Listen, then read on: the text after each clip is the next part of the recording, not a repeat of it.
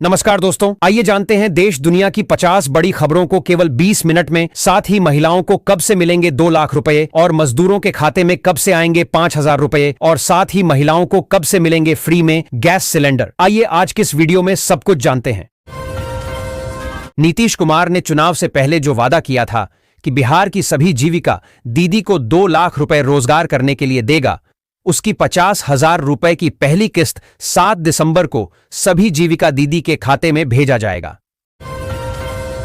जो भी महिलाएं गैस पर खाना बनाती हैं, उन सभी महिलाओं को बिहार सरकार की तरफ से दिसंबर और जनवरी के महीने में फ्री गैस सिलेंडर दिया जाएगा और सब्सिडी के थ्रू उनके खाते में 1,500 रुपए वापस किया जाएगा। पीएम किसान सम्मान निधि योजना का 22वीं किस्त के 4,000 रुपए 17 दिसंबर को सभी किसान भाइयों के खाते में भेजा जाएगा। इससे पहले किसान को 2,000 रुपए दिया जाता था, लेकिन अब से हर 3 महीना बाद 4,000 रुपए किसान भाइयों को दिया जाएगा। सहारा इंडिया में जिस भी व्यक्ति का पैसा फंसा हुआ है, उन सभी को रिफंड मिलना शुरू हो गया है। नीतीश कुमार ने ऐलान किया है कि 16 दिसंबर को सभी व्यक्ति को खाते में 50,000 रुपए का रिफंड दिया जाएगा। नीतीश कुमार ने एक बड़ी घोषणा की है कि जो भी बच्चा स्कूल में 75% हाजिरी बनाएगा, उसे इलेक्ट्रिक साइकिल दिया जाएगा और सालाना 2,500 रुपए उसके खाते में डाला जाएगा और ड्रेस के लिए अलग से 1,000 रुपए भी मिलेगा। पीएम आवास योजना के तहत सभी गरीबों को पक्का घर बनाने के लिए 3,50,000 रुपए मिलेगा। नीतीश कुमार ने फैसला कर लिया है कि बिहार में एक भी कच्चा घर नहीं रहेगा, सभी का पक्का घर होगा। फ्री सिलाई मशीन योजना के तहत अब सभी महिलाओं को सिलाई मशीन खरीदने के लिए 15,000 रुपए दिया जाता है, ताकि वह कहीं भी दुकान करके अपना परिवार सही से चला पाए।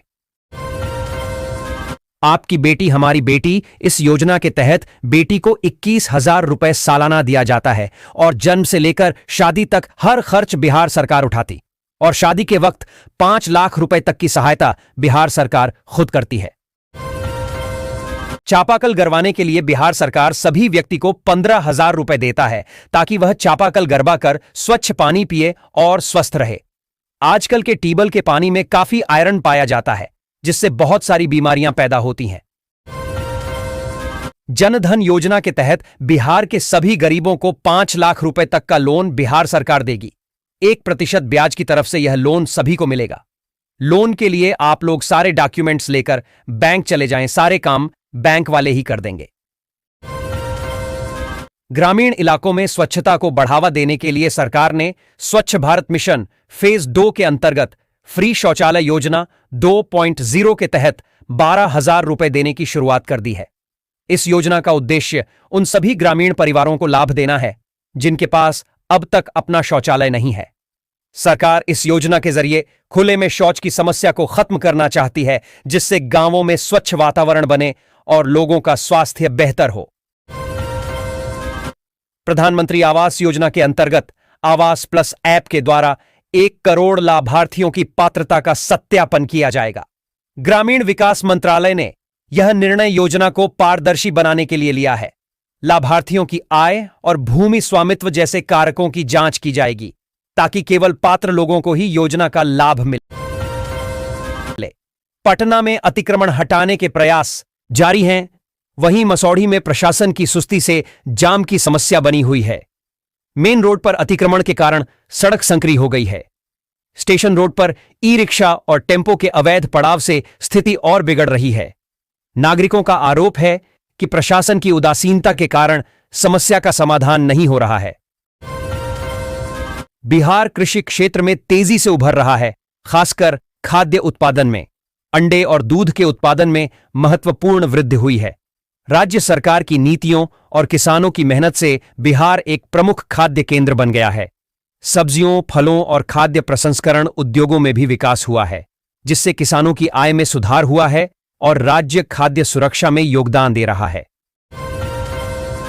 भारत सरकार ने 5 दिसंबर 2025 से देश के वरिष्ठ नागरिकों, सीनियर सिटीजन के जीवन को आसान बनाने और उन्हें बेहतर आर्थिक व सामाजिक सुरक्षा प्रदान करने के उद्देश्य से 8 नई सुविधाओं की घोषणा की है।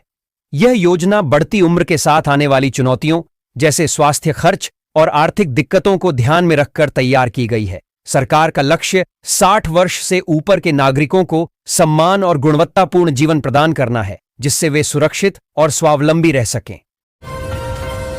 गरीब और मध्यम वर्ग के परिवारों को सस्ते दर पर अनाज सुनिश्चित करने वाली पब्लिक डिस्ट्रीब्यूशन सिस्टम (पीडीएस) में केंद्र सरकार ने बड़ा बदलाव किया है। राशन कार्ड नया नियम 2 जनवरी 2026 से शुरू हो रहा है, जिसका मुख्य उद्देश्य सिस्टम को डिजिटल और पारदर्शी बनाना है ताकि वास्तविक लाभार्थियों तक ही लाभ पहुंच सके और भ्रष्टाचार कम हो। रोहतास जिले में 1905 में स्थापित चीनी मिल, जो कभी क्षेत्र की समृद्धि का प्रतीक थी, आज केवल एक मुख्य भवन के रूप में शेष है। 1934 से 35 की सरकारी रिपोर्ट में इसका उल्लेख है, जिसकी उत्पादन क्षमता 1940 में 600 टन तक बढ़ाई गई थी। उस समय इस क्षेत्र में व्यापक रूप से गन्ने की खेती होती थी, लेकिन अब मिल के स्थान पर कॉलोनियां बस गई हैं। बिहार विधानसभा में उप मुख्यमंत्री सम्राट चौधरी ने कहा कि उनका नाम बुलडोजर नहीं है और अतिक्रमण हटाने की कार्रवाई कोर्ट के आदेश पर हो रही है। उन्होंने माफियाओं पर सख्त कार्रवाई की बात कही।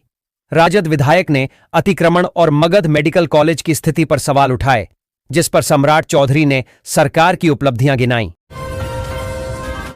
बिहार के डिप्टी सीएम विजय सिन्हा ने आज विभागीय समीक्षा बैठक के दौरान अतिक्रमण के मामलों में अधिकारियों की जिम्मेदारी भी तय करने को कहा।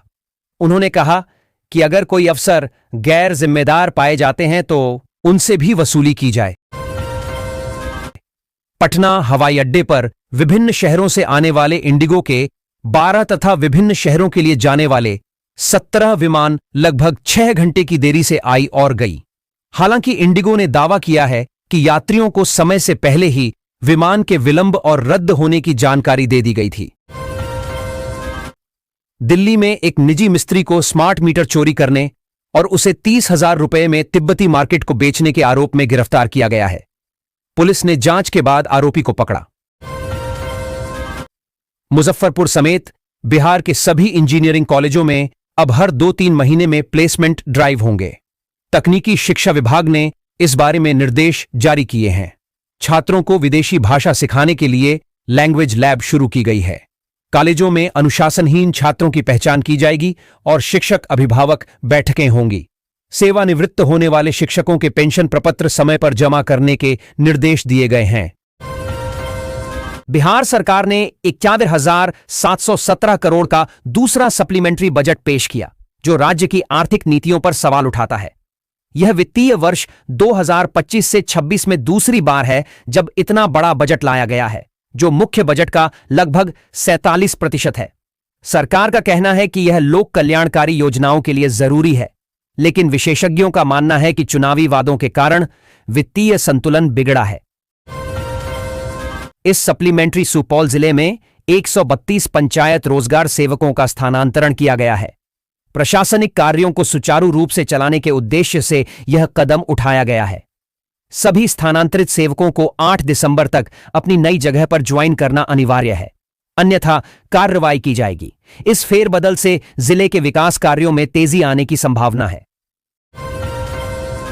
बिहार विधानसभा के शीतकालीन सत्र का आज चौथा दिन है। आज नरेंद्र नारायण यादव विधानसभा के उपाध्यक्ष बनेंगे। इससे पहले बिहार विधानसभा के अध्यक्ष प्रेम कुमार ने बुधवार को मुख्यमंत्री नीतीश कुमार को सदन के नेता के रूप में मान्यता दी थी। गोपालगंज जिले में केला और पपीता की खेती को बढ़ावा देने के लिए उद्यान विभाग ने 120 हेक्टेयर का लक्ष्य निर्धारित किया है। चयनित किसानों को 50% अनुदान पर बीज और पौधे मिलेंगे। कृषि विभाग का कहना है कि जिले की मिट्टी इन फसलों के लिए उपयुक्त है और किसानों को उपज बढ़ाने के लिए सलाह दी जाएगी। नई नियमावली में प्रावधान है कि विधायकों व विधान पार्षदों को हर माह 8,300 रुपये टेलीफोन मद के लिए दिया जाएगा। इस राशि से वे जितने टेलीफोन या मोबाइल का उपयोग करना चाहे वे कर सकते हैं। इसके लिए उनको किसी तरह का वाउचर जमा नहीं करना होगा। बिहार के 23 जिलों में सांप्रदायिक धाराओं से जुड़े 102 मामले लंबित हैं, जिनमें अभियोजन की स्वीकृति अटकी हुई है। गृह विभाग ने संबंधित जिलों के डीएम और एसएसपी को पत्र लिखकर अभिलेख मांगे हैं, लेकिन अभी तक प्राप्त नहीं हुए हैं। मुजफ्फरपुर में भी 7 मामले ऐसे हैं जिनके अभिलेख गृह विभाग को नहीं भेजे गए हैं, जिससे स्वीकृति में देरी हो रही है। बिहार विधानसभा अध्यक्ष प्रेम कुमार ने उपाध्यक्ष के निर्वाचन के लिए 5 दिसंबर की तिथि तय की है।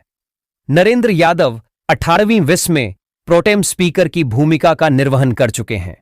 उनके नेतृत्व में ही विधानसभा अध्यक्ष का चुनाव संपन्न हुआ था। बिहार में एक थाने से 200 मीटर दूर स्थित दुकान से 8 लाख की दवा और नकदी चोरी हो गई। यह घटना सीसीटीवी में कैद हो गई है, जिसमें चोर दुकान में घुसकर चोरी करते दिख रहे हैं। पुलिस ने मामला दर्ज कर जांच शुरू कर दी है, लेकिन अभी तक कोई गिरफ्तारी नहीं हुई है। जदयू ने राज्यपाल के अभिभाषण के दौरान तेजस्वी यादव की अनुपस्थिति पर सवाल उठाए। प्रदेश अध्यक्ष उमेश सिंह कुशवाहा ने इसे दुर्भाग्यपूर्ण बताया और उनकी राजनीतिक जिम्मेदारी पर प्रश्न चिन्ह लगाया।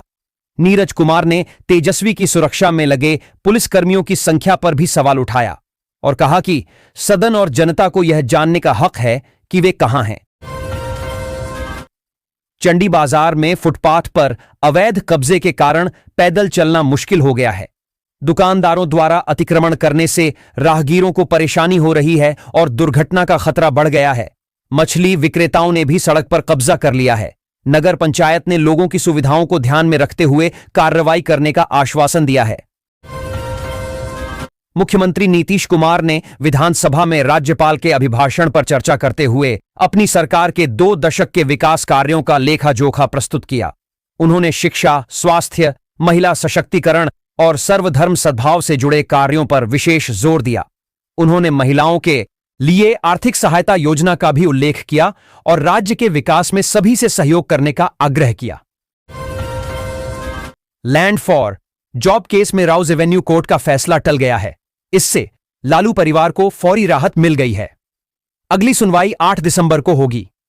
कोर्ट ने जांच एजेंसी सीबीआई को एक अहम टास्क दिया है। मुजफ्फरपुर में पंचायती राज के उप निदेशक रहे सुरेंद्र प्रसाद को कृषि मंत्री रामकृपाल यादव का, विनोद कुमार पंकज को अनुसूचित जाति एवं जनजाति कल्याण मंत्री लखेंद्र कुमार रोशन का और मनीष शर्मा को ग्रामीण विकास मंत्री श्रवण कुमार का आप्त सचिव नियुक्त किया गया है। बिहार में पछुआ हवाओं के कारण मौसम शुष्क रहेगा और सुबह कोहरा छाया रहेगा। बुधवार को पटना समेत कई जिलों में अधिकतम तापमान में वृद्धि हुई, जबकि न्यूनतम तापमान में गिरावट दर्ज की गई। अगले 48 घंटों में न्यूनतम तापमान में और गिरावट की आशंका है। भागलपुर में सबसे कम तापमान 8.4 डिग्री सेल्सियस दर्ज किया गया। पटना मेडिकल कॉलेज अस्पताल पीएमसीएच में एक मरीज की मृत्यु के बाद जूनियर डॉक्टरों ने हड़ताल कर दी, जिससे ओपीडी और आपातकालीन सेवाएं बाधित हो गईं। 2000 से अधिक रोगियों को बिना उपचार के लौटना पड़ा। डॉक्टरों ने सुरक्षा बढ़ाने और दोषियों के खिलाफ कार्रवाई की मांग की है। अस्पताल प्रशासन ने हड़ताल समाप्त करने की अपील की है और मांगों पर विचार करने का आश्वासन दिया है। बांका जिले के चांदन में देवघर सुल्तानगंज मुख्य मार्ग की हालत खस्ता हो गई है। सड़क पर बने गड्ढों से राहगीर परेशान हैं और दुर्घटनाओं का खतरा बढ़ गया है। स्थानीय लोगों ने बताया कि कई महीनों से सड़क की मरम्मत नहीं हुई है। एसडीओ सुमन सौरभ ने जल्द मरम्मत कराने का आश्वासन दिया है, जिससे लोगों को राहत मिल सके। नवादा का ऐतिहासिक सीतामढ़ी मेला आज खुलेगा। पहली बार इसे राजकीय मेले का दर्जा मिला है, जिसका उद्घाटन जिलाधिकारी करेंगे। इस मेले का राजकीय दर्जा मिलने से स्थानीय लोगों में खुशी है। यह मेला नवादा जिले की संस्कृति का प्रतीक है और वर्षों से आयोजित होता आ रहा है। बिहार सरकार ने 46 आईएएस अधिकारियों को उच्चतर वेतनमान में प्रोन्नति दी है। 1996 बैच के विपिन कुमार और राहुल कुमार को शीर्ष वेतनमान मिला है। कई जिलाधिकारियों जैसे भागलपुर के डीएम और मुजफ्फरपुर के डीएम को विशेष सचिव स्तर का वेतनमान दिया गया है। अन्य अधिकारियों को भी अपर सचिव स्तर के वेतनमान में प्रोन्नति मिली है। इस निर्णय से प्रशासनिक पदों पर कार्यरत अधिकारियों को नए अवसर मिलेंगे। इस्लामपुर के पान अनुसंधान केंद्र में अश्वगंधा की खेती का सफल प्रदर्शन किया गया। वैज्ञानिक डॉ एसएन दास ने बताया कि बिहार की भूमि अश्वगंधा के लिए उपयुक्त है। यह धान गेहूं से अधिक आय दे सकती है। अश्वगंधा, जिसे इंडियन जिनसेंग भी कहते हैं, तनाव कम करने और शारीरिक क्षमता बढ़ाने में सहायक है। केंद्र में इसकी विभिन्न किस्मों पर शोध जारी है। जिससे किसानों को बेहतर मुनाफा मिल सकता है। सारण जिले में शिक्षकों की फर्जी उपस्थिति पर जिला शिक्षा विभाग ने सख्त कार्रवाई की है। विभाग ने 10 दिनों के अंदर फर्जी उपस्थिति दर्ज करने वाले शिक्षकों की पहचान करने और उन पर कार्रवाई करने का आदेश दिया है। ई शिक्षा कोष पर गलत तरीके से उपस्थिति दर्ज करने, समय की अवहेलना करने और तकनीकी खराबी का बहाना बनाने वाले शिक्षकों पर कार्रवाई की जाएगी। सूत्रों की माने तो 2026 में होने वाले पंचायत चुनाव में आरक्षण रोस्टर बदलने की पूरी उम्मीद है। जहां पहले आरक्षित सीट था, वहां इस बार सामान्य सीट होने की संभावनाएं जताई जा रही हैं। वहीं कई सामान्य सीटों पर महिला एवं अन्य आरक्षण लागू हो सकता है। पटना में सैदपुर से गायघाट तक नाले के ऊपर बन रही 4 लेन सड़क से लगभग 2 लाख लोगों को राहत मिलेगी। इस परियोजना से नाला रोड, राजेंद्र नगर और गायघाट के रूट पर लगने वाले जाम से मुक्ति मिलेगी। 331 करोड़ की लागत वाली इस परियोजना से शहर का ट्रैफिक सुगम होगा और जल निकासी व्यवस्था में भी सुधार होगा। 5 दिसंबर से सैदपुर की ओर भी निर्माण शुरू होगा। जिला कृषि अधिकारी ने बताया कि किसानों को पहले कई बार जागरूक किया जा चुका था। मशीनरी उपलब्ध कराने से लेकर पराली प्रबंधन के लिए अनुदान तक सरकार की ओर से कई विकल्प दिए गए थे। फिर भी कई किसान पुराने तरीकों पर अड़े रहे। बिहार विधानसभा के शीतकालीन सत्र में मुख्यमंत्री नीतीश कुमार और राजद के बीच तीखी बहस हुई।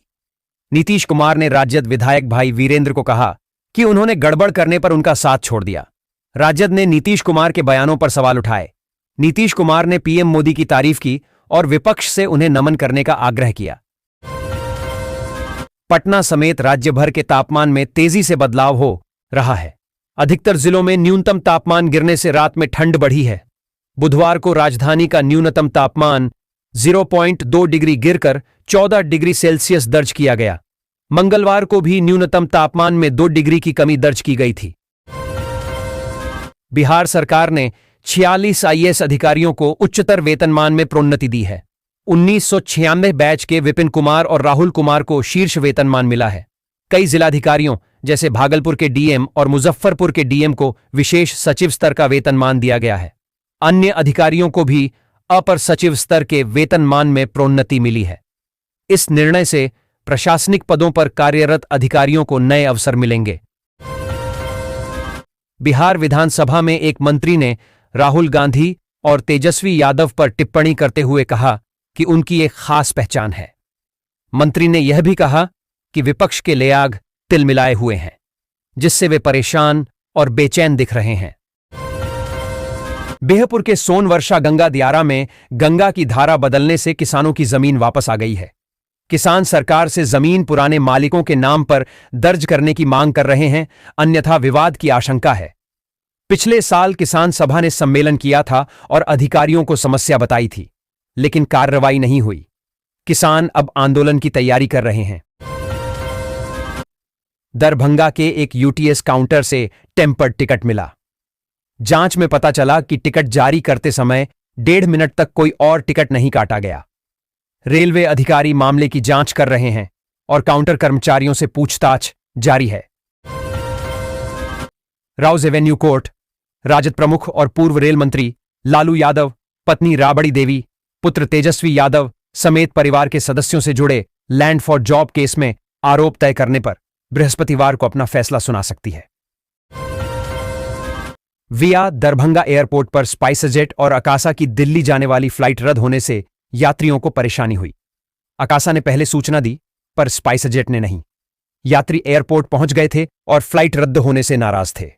उन्होंने टिकट रिशेड्यूल कराए। मुंबई से आने वाली इंडिगो की फ्लाइट भी देरी से पहुंची।